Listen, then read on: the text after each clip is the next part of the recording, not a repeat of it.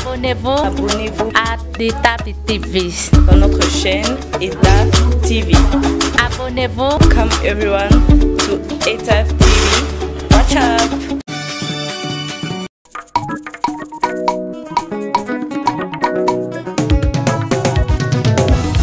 Le choix ne se fait pas au hasard. Ça exige de la concentration. SOS. Bonjour chers internautes, bonjour, une nouvelle actualité avec notre émission Rendez-vous des stars. Et de partout vous êtes assez nombreux en train de nous suivre sur notre chaîne. D'ailleurs je vous demanderai de vous abonner massivement sur notre chaîne ETAF TV. De partout vous êtes en train de nous suivre chers internautes. Nous sommes très présents aujourd'hui avec notre émission Rendez-vous des stars, un autre numéro. Avec nous aujourd'hui, c'est la musique qui nous préoccupe et nous allons recevoir un artiste qui évolue ici dans la ville de Kikwit après avoir effectué trop de déplacements. La raison qui va nous réunir aujourd'hui avec lui de pouvoir parler de la musique, aussi connaître ses actualités et qui va nous faire plaisir. Mais alors, avant de commencer cette émission, nous voulons revenir à cette politique de cette émission pour commencer à vous informer avec quelques actualités musicales. Pour vous dire qu'au niveau des Klawenge, comme nous en avons déjà dit dans des émissions précédentes, et aujourd'hui nous vous rappelons que les artistes qui ont évolué ensemble dans les Klawenge sont déjà à Kinshasa pour les préparatifs d'un grand événement qui s'annonce pour le 30 juin au stade des Martyrs. C'est-à-dire qu'il faudra penser à Jibin Piana Papa Chéri, Werason, Blaise Boula, Adolphe Dominguez, tout ce monde que vous avez connu. Mais un grand problème qui s'est posé pour la participation de l'artiste Ferregola que nous appelons le dernier fils. Mais sur les réseaux sociaux, l'artiste Emile Alias nous confirme sa participation pour ce grand événement. Ça reste à vérifier. Et du côté de cet artiste Ferregola qui a parlé déjà de son générique, nous parlons Ekoye Bana, dédicace qui est déjà sur le plateforme de téléchargement, ça fait du bien. Alors ici à Kikwit, les artistes travaillent très bien. En masse, en général, ils évoluent aussi très bien. Et les jours à venir, les clips viendront pour vous balancer, vous faire voir aussi comment nous sommes en train de nous battre avec nos actualités pour le clip des artistes et musiciens qui viendront un moment. Aujourd'hui, il s'appelle artiste Tchololo Menumanu avec qui nous allons devoir parler de la musique et comme annoncé, connaître aussi l'état sanitaire de son groupe. Il a un groupe ou pas, tout sera connu. Et cela me va droit au corps de me lever pour accueillir le cher invité du jour. Allez, il est présent. Soyez le bienvenu. Ouais, merci, très artiste Monument Tchololo. Ça va? Ça va très chouette. Ça fait longtemps. Vraiment. Est-ce que tu as ma belle? Est-ce que tu as ma belle? Pour la musique. Non, je suis content. Sinon, nous allons nous installer. Prenez place. L'invité du jour est présent. Avec qui nous allons chercher à comprendre son actuelle philosophie. Tchololo Boni. Ouais, ça va très chouette. On a dit c'est de la chronique, aspect beauté, charisme. Ça fait du bien. Santé bien. Santé à Kitoko Trésor, on a santé à bien ma casse. Santé à bien bien. Ça dit nous en forme quoi, nous en forme. Bien habillé alors. Ouais, merci. Babi, musique est tambola, on a système, et tambola, on a tout quoi. Artiste il faut un système, ça dit faut tirer à tout invité pour sentir que les artistes c'est bon. On est en bon abisso. Vraiment. Non, sinon du coup je suis content, très heureux de vous avoir sur ce plateau. Alors nous allons chercher à comprendre dans un premier temps Beni actualité. Est-ce que les lots ont évolué en solo ou bien aux en groupe naïo? Bon, on a évolué en solo dans le moment parce que nous avons un groupe, nous avons un groupe avant à quitter. Donc, on a un ça va nous éparpiller trop. Comme on a un concert, par rapport kaka ya actualité ya Moscou na benga ba massa bazo accompagner ngai mais ceux qui na biki nazo fanda non awa c'est que to lancer recrutement pour na bana mai ba tout ça la comme ça là où ça là que tout ces pistes ça bango quoi. Alors il faut te rappeler que la batouba Hollanda biso sikoyo que aux artistes musiciens chanteurs aux évoluer na Kikwit mais après que ça la paiement ba déplacement Kinshasa et aux Lilo.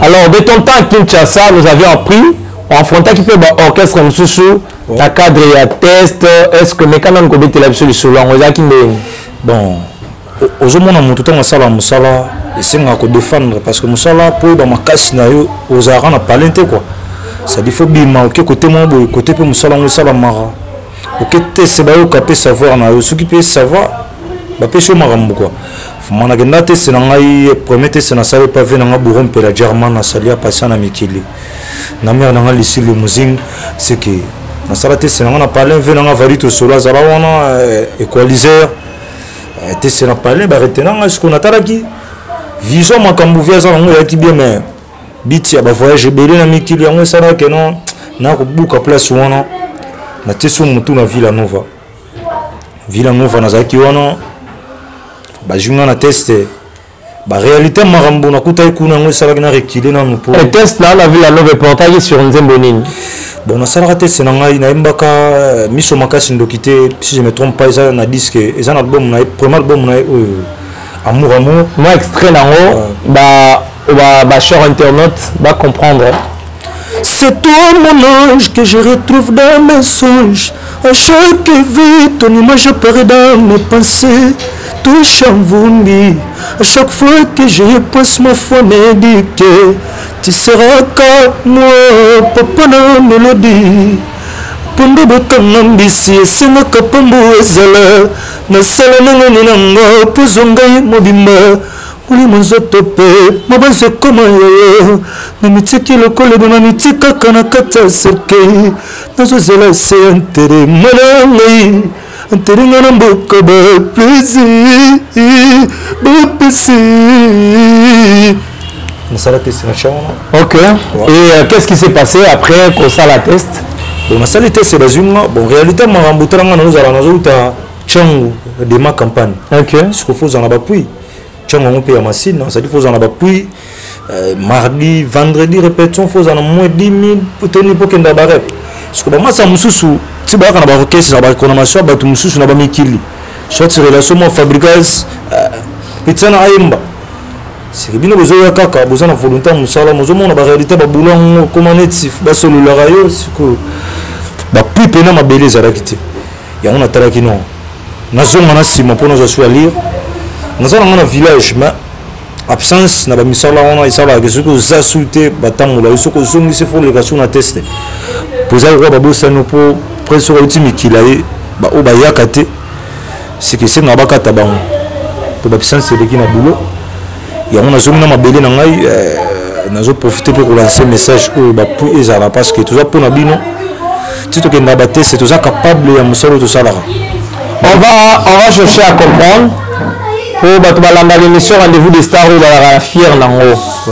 Après avoir que ça la test par Fabriga, c'est vrai.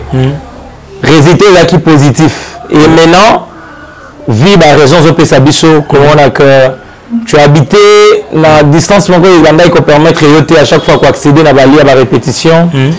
Est-ce que le coup la moi qui quitte na Kinshasa ezana batu oyo kokali kobetela ba porte te comment na kolobela na bakoloba na bango que na bazui na sali test bazunga mais au senga tala ba besoin nga ezabu le la mona ki kuito bi tam tumo na Kinshasa te wa ko ko sunga yo na ba difficulté ba na ngopotika na fabricage ndo ezalelo besoin mona attrachement non ba relation de zaki na mo awa suivant ba nous soutenir biso ta mususu pour na ba profit na ba on est dans nos ke ba radio ko boka bango pour ça na batu na boka pe na banzembo ba pisa ngelo côté OK na sala ngaka tuza batu contribution ya PK ka na mbongo kate c'est que mutu soit a contribuer à na conseil na nini usali pe libanga na disque ba futangare metana kekin ba o senga kina kuta na bango ba kimuke ba kokai pete ke non na ba soutenir na soutien na nous senga na za nango yango esalaki bongo mais nde naza awa à travers mpe bino parce que bino mpe boyidaka biso na bamambo ebele ekosengaki bopesa biso barelation mosusu soki esengaki na kozonga kini mpona asala mosala na ngai c'est que ekozala bien tofongola baporte ya sika quoi mpo toyeba kocontinue boulot na biso quoi. D'accord, merci beaucoup. Nous sommes avec l'artiste Monumanu Tchololo qui est en train de nous parler de son parcours. Il est de retour dans la vie de Kikwit. Vos soutiens sont les bienvenus. Et surtout, vous qui êtes les ressortissants de la vie de Kikwit, du point de vue culture et de la RAC, surtout particulièrement aux politiciens de notre ville. Alors, vous avez là 2023, après vos zones au tout consommé. En matière culturelle, pour accéder, ça pose problème. Une occasion pour vous de vous ressaisir. Parce que culture, c'est quelque chose qui désenclave. Le stress, la culture, et puis ça rabat tout. Bien pour le on ne va pas prendre trop d'exemples, mais j'aimerais juste vous faire voir que la culture est très importante au milieu et à vie à Batouning et Bavivra.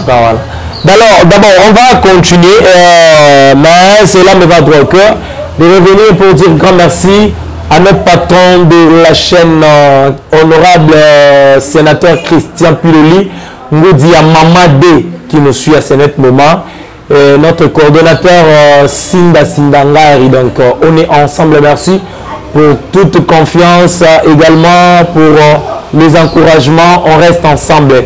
Alors, artiste, quand on va à Kikwit, c'est vrai, on s'est de mettre Tilelo et Tikali na audio, à ta clip dans l'automonité. Est-ce que vous savez la biche moi retour na banze mon alo sala sana Kikwit? Ouais, banze mbozali, moi yebi des gens tous en ba folie d'amour, tous en ba sosamambu, tous en ba robinet, c'est que la chanson est belle.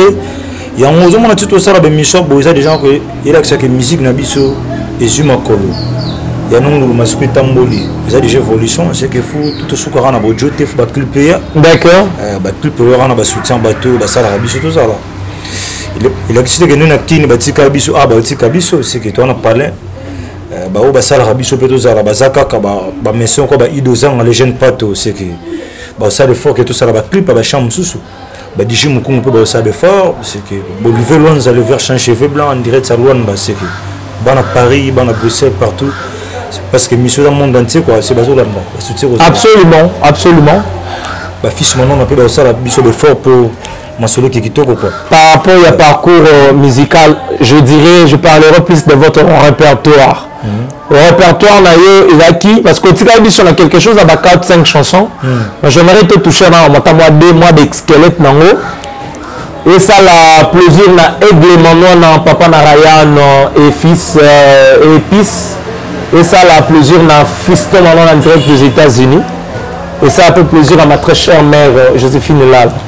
Koranga mesanga mbongo botati nande Koranga mesambongo ya mesi mankisi Bete kwenda wapi Bona kuma wapi Trésor manuana Aikenda bona mona mawe Sosamambu sosamambu Tango kumanisa yoyo mekuma mpasi Mama na bana kilebu mameo Mona tete na zona beno Mona zole na zona beno Dibana kekusave kilebu ma Inakele sasa keo Beno sasila yo kilebu mameo Inakele dika yo Beno sasila yo mungulu mameo Bebe tsede kaleba komi kofinga Bebe tsede kaleba komi kofinga To yeli bango sosa mambu Manu yeli bango sosa mambu Busoba musalake mutina zonkane Bubu yeye toto mafuta mumeyungane C'est Benzembo c'est une chanson éducative quoi. Oui que Nzembo Oyo,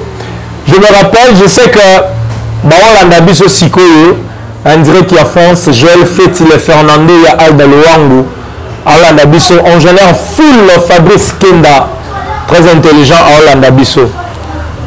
Nzembo Oyo, tu peux nous dire une vérité? Quelle était la motivation Oyo et pesa que pour Oyo Nzembo Oyo? Relate-nous un peu.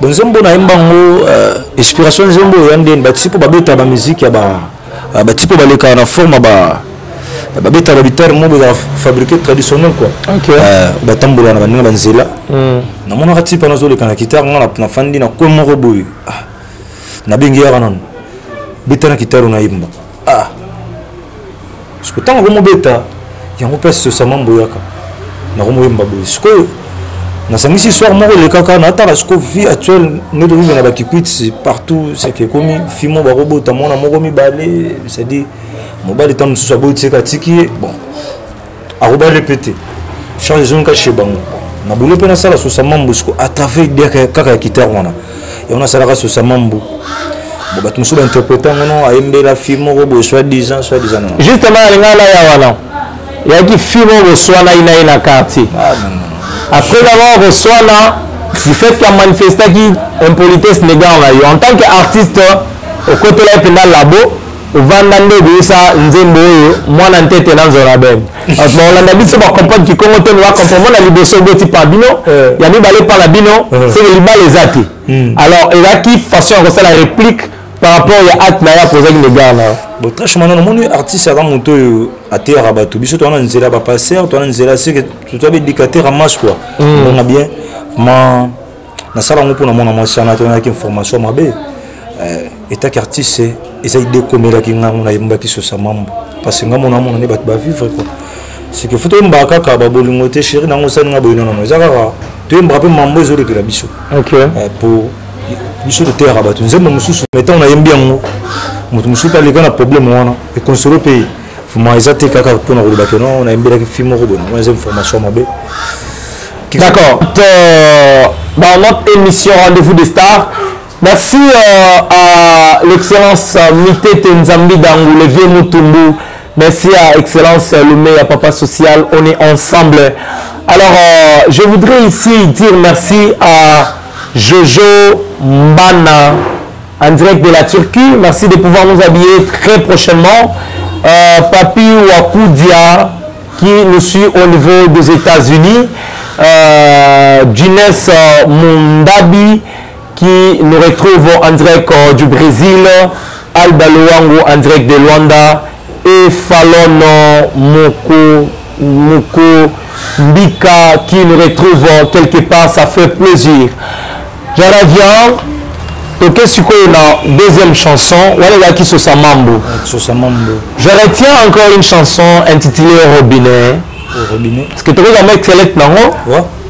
Yo fongoli robinet ma sopani embele satima zoleli sanga toto lokola na zana matanga satima zoleli sanga mafuta lokola na zana matanga nazuka posanga na lia momoke nazuka posanga na mele momai nazuka mongongo gasochululu nazuka mongongo bana kikwiti nazuka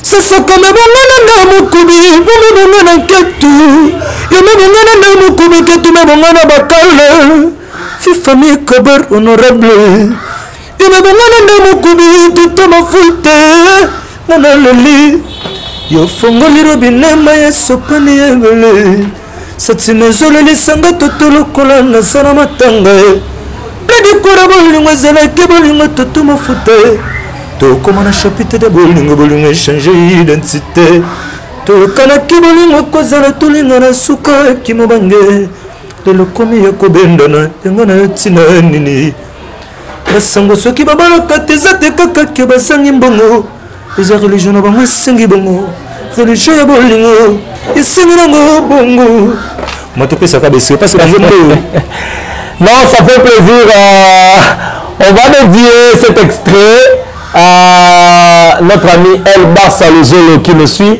ingénieur Trésor Azita, Christian Kouyana, maître aussi Pumbulu, l'actuel DURCAP du professeur Alphonse Kapumba, le recteur de l'université de Kikwita, ingénieur Mandanda la qui donne, je ne vous ai pas oublié, on est ensemble, Hervé Nakatala, donc Henri Palaki, délégation Saint-Cesse, maître Tonton, Robert Koutala, Koudima, maître Hervé Kouakenda, donc vous tous aimons nous vivants. On reste ensemble, donc Blaise Koubadika. Oh, robinet. Quand tu parles plus de robinet, tu dois dire dans la philosophie, robinet, il y a la pompe, il y a maï.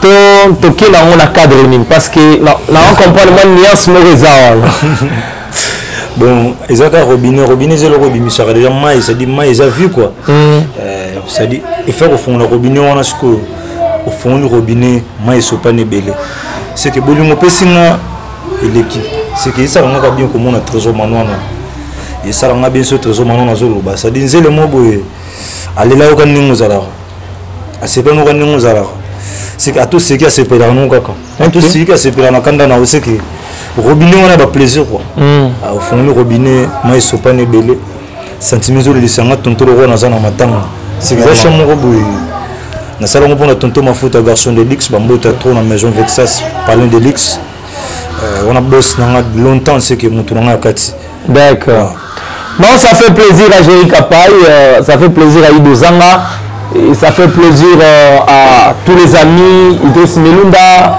Waroma le manager Ardi Mikese Riva Makwaya Emmanuel Diabonga on est ensemble je sais qu'on a eu à passer de très bons moments à l'occasion de l'anniversaire de notre ami Ardi Mikese mon ami Forlan Ouyenduka de Musanga Méthode Ndandula donc vous êtes assez nombreux Père Mbouka on reste ensemble avec tout le monde et mais alors ce qui est là en tant qu'artiste musicien de la vie de Kikwit tout une question à Koyeba ce qui évolution est à Kikwit du point de vue musique quelle peut être ta réaction? Bon, je mboka na biso eza mboka musique ba quand peut-être ba yemba makasi ba uta awa ma eza mboka musique mo loko zo sa mo si mezaka ba soutien makasi eza te parce que tozana ba capacité à sala nyonso ba artiste boyebi ba sala c'est que c'est toi capable de sala nyonso ba plus que zo sanga ba soutien zo sanga mon tawo réaliser un disque tala confère na 7 nganga mati na salia patient donc c'était à choba moyen de le disque ça la même promotion ezati et je bita na bar mon côté ma promotion moké ce que artiste a bimandé attends mon carnet banner de c'est que mystique vraiment azara na makolo c'est que c'est du temps c'est album c'est que faut vieux changer ok putain c'est le disque faut pas sentir que artiste oh azu pas ce que va j'ai quitté ce fois ça va j'étais Mickey c'est que disque de garantie c'est ça le disque faut jouer faut lui appeler na mon compte moi bien c'est que musique na biso par rapport aux alaki siko izuma makolo romo ko évoluer moke pour kala to mara ba studio te kala ba to ba vena biso ba papi moyo ba salara ba chant nzomba liboso papi moyo salara et te kakae et car Jean-Marie Makasi le ba studio na Kikwit c'est bien ingénieur fils Manzaka ba grâce mavoka ba lik voiture ba tout c'est que moi évolution et puis ça ba message boy de biso pena. Fox. Alors rapidement, na Kikwit Awa, surtout le bas autant que la biso 3 chanteur Monique Bazou émergé peu moi bien. Autant que la biso nani nanani.